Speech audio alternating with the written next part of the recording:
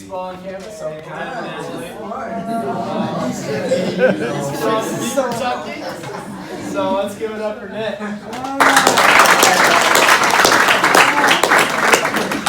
I actually want to start us with like a short prayer real quick. Calm my nerves a little bit. Lord, I just want to thank you for everyone that's here tonight. And I also want you to be with anybody that wasn't here tonight. And hopefully the message still reaches them through the people that are here right now. And I also ask that you speak through me, Lord. I want to speak your words and not mine or anybody else's words, just yours. In your name I pray. Amen. Amen. All right. So I'm Nick Hartner. Play football, baseball here. Went to Beaverton High School. So those 4 people, they're not just weird outsiders. I guess when I was younger, a little background. I went to church every Sunday with my family, but I didn't really know God at all. Like I didn't really know like why I went to church other than my family went to church too. When I got to high school, I played a lot of sports on the weekends. I didn't really know God either then. I just kind of went to church on holidays and that's about it. But senior year, when I knew I was coming to Alma, I knew that they had an FCA program and I just really wanted to dig deeper into my faith. So I was determined to devote like every Tuesday and even more now, like 3 days a week, 4 days a week with other people, but probably every day by myself with the Lord. So I wanted to show you a quick video by Pastor Charles Swindoll. It's about like trust. So it's a short sermon on trust.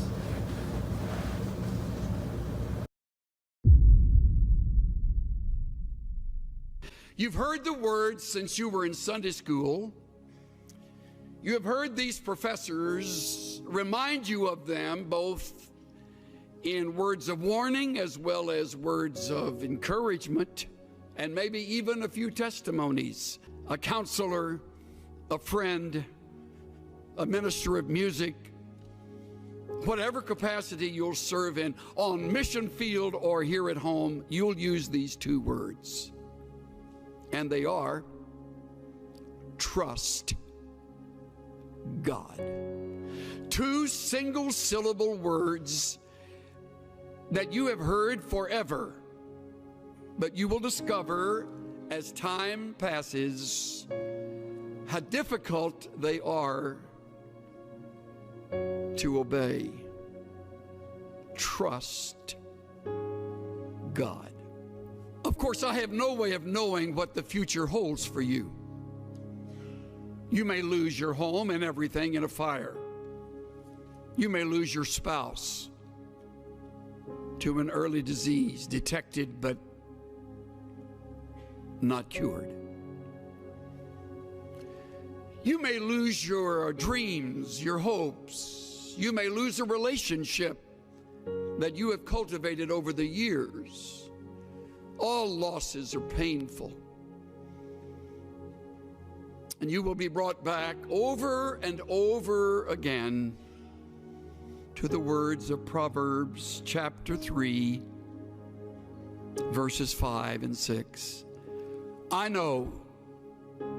You memorized them in Vacation Bible School or when you were growing up at the knee of a godly mother and or father. And your lips will move as I quote them. Trust in the Lord with all your heart, and lean not to your own understanding. In all your ways, acknowledge him, and he will make your paths straight. All your heart, all your ways, trust. Trust. Now, we have a problem with this because of several things. First of all, we are to blame self-sufficient. We have learned how to get ourselves out of jams rather than acknowledging the jam has very well been either directed or permitted by our sovereign God to teach us. And by not trusting Him, we short-circuit the test and go our own way, getting ourselves out of our own mess. We're too self-sufficient. Another reason we fail this test is because we're too quick to call on others. We have a lot of very capable friends. As life unfolds and you leave this school and you're involved in your church, your work of ministry, your realm of responsibility, you'll meet other people. Many of them much smarter than you are. Most of them richer than you are. Better connected than you are. And some of them will become good friends. And they will become your crutch. They have connections. And when you're up against it, they'll get you through it. Another reason we don't trust is because we feel distant from the God of heaven.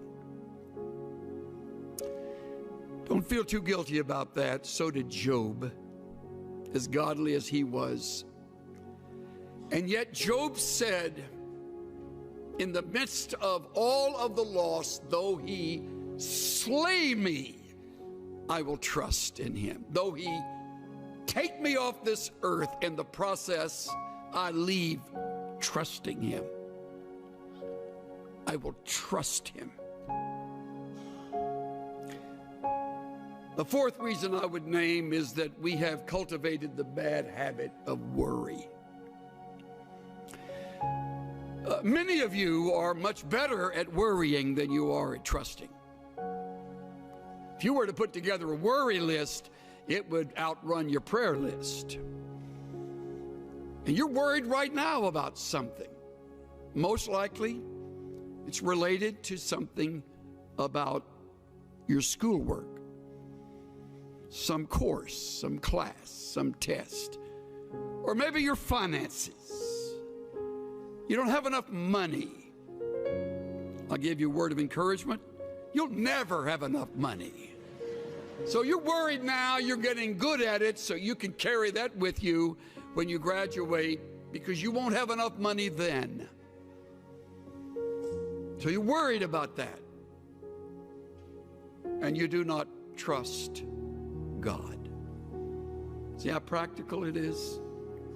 And if you think you're going to outgrow the problem, take it from this old guy today, you won't ever outgrow it. It's like lust. You never outgrow lust. You just learn to fake it. I remember attending a Navigator conference when Lawrence Sandy was president.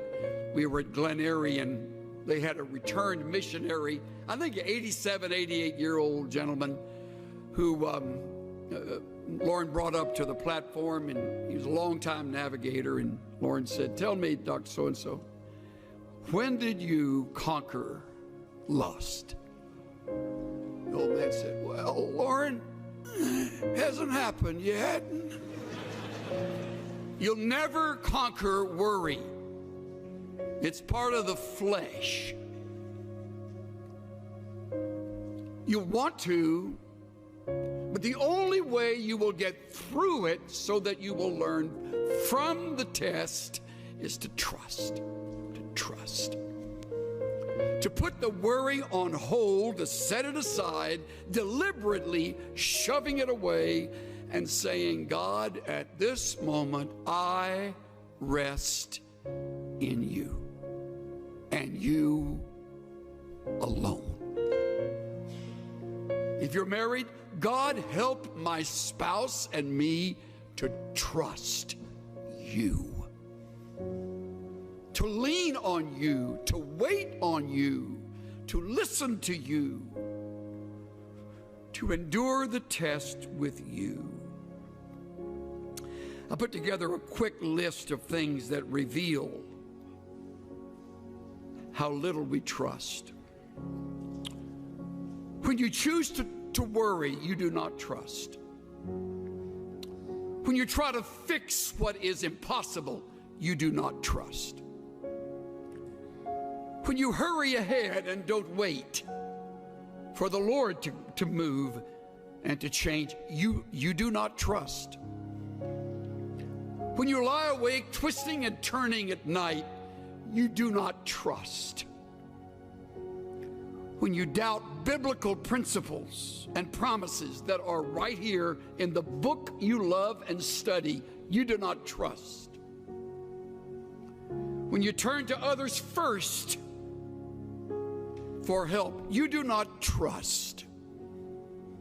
When you listen to human counsel and give a higher priority to that than the principles you have just learned, you do not trust. When you manipulate and maneuver situations, you do not trust.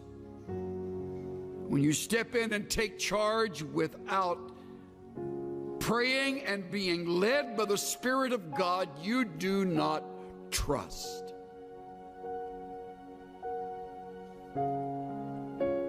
When you cling to others in order to feel secure and needed and loved, you do not trust.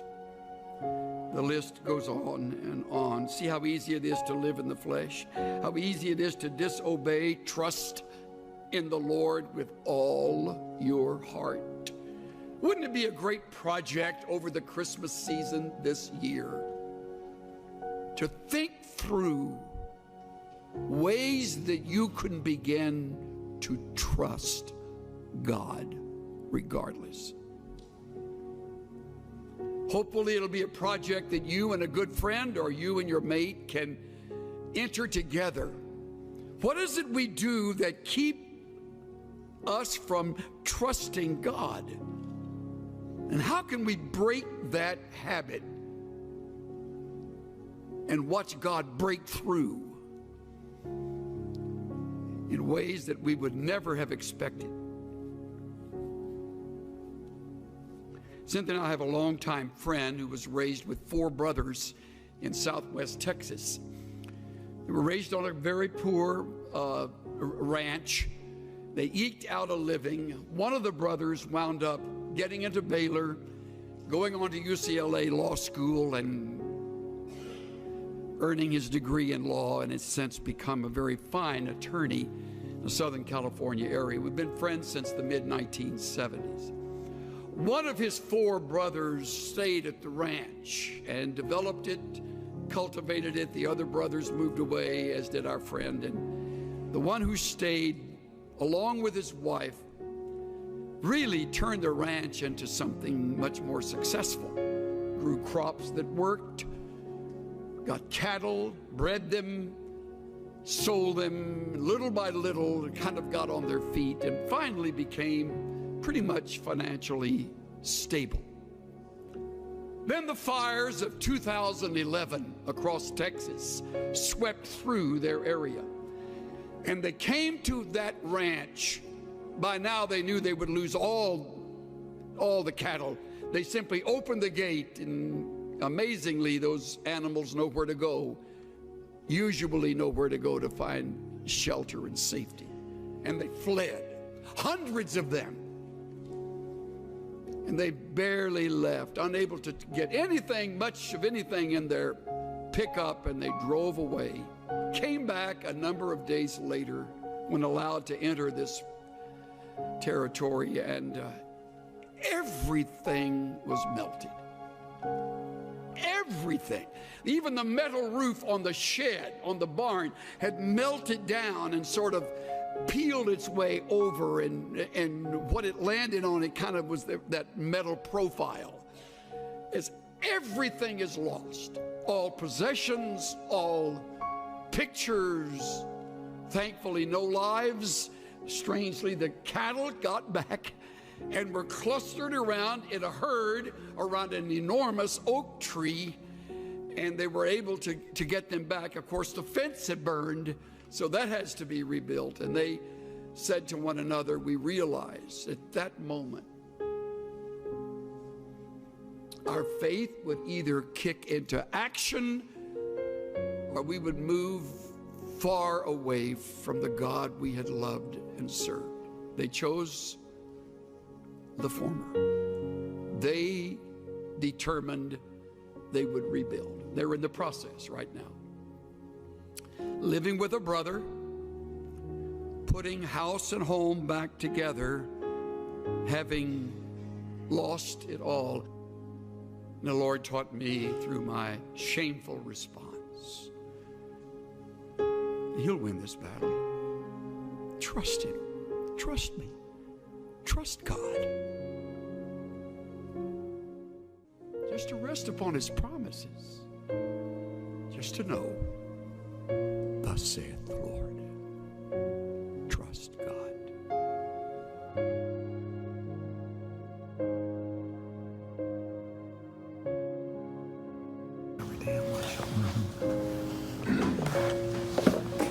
I watched that video probably 6 times now. I don't know, something about it just really speaks to me, I guess. Sorry, I'm uncomfortable. I'm actually going to come to the video a little later. My God was calling me to talk to my grandpa probably for 3 weeks now, and I didn't know why, and I called him on Sunday, and I asked him like any advice he had for me, I guess about this message. I told him it was about trust, and I guess a little bit of like background. My grandpa, 79 years old now. I guess young. I guess they like to be called young. But he grew up in South Carolina. He enlisted in the Army, or the Air Force, I guess, right after high school. He served for 4 to 5 years, and then he left. He married my Grammy in 1962, just a long time ago.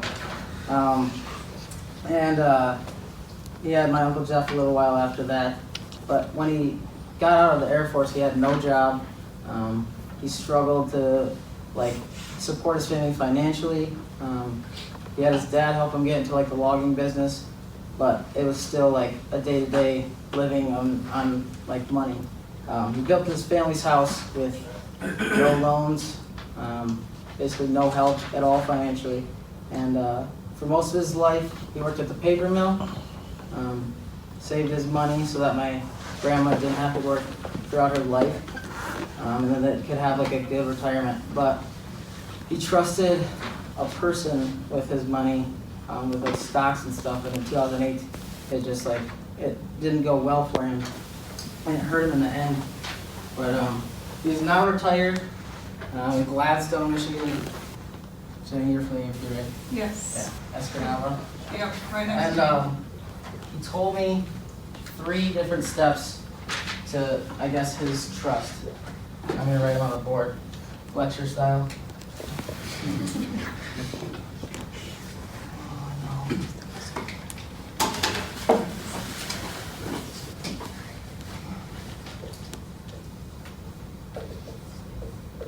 He said the number 1 thing that you could do is have trust in God before you trust anything else.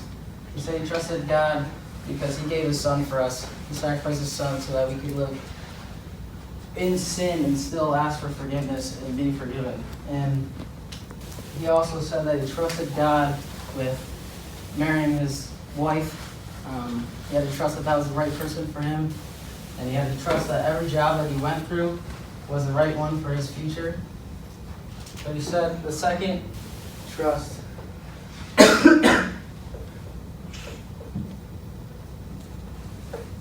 was trusting yourself. And then it goes in order though, because you can't have trust in yourself without the knowledge of your faith in God. He said that he had to trust that if you sin, you can ask for forgiveness. We talked about that in whose sermon? Whose 30-second sermon? Ask for forgiveness. Morgan. Okay. Yeah. But then the third was trust in others. But you can't, again, have trust in other people until you have trust in God and then trust in yourself. He basically said that his family always supported him throughout his life, whether they had faith or not. They were always there for him. And I want you guys to, like, I guess, talk to your neighbors or a group around you, and I want you to think about the fire in your life. Like in this video, the guy talks about the fire burning that whole farm. I want you to, like, talk around what is the moment that tested your faith the most, I guess. A couple minutes.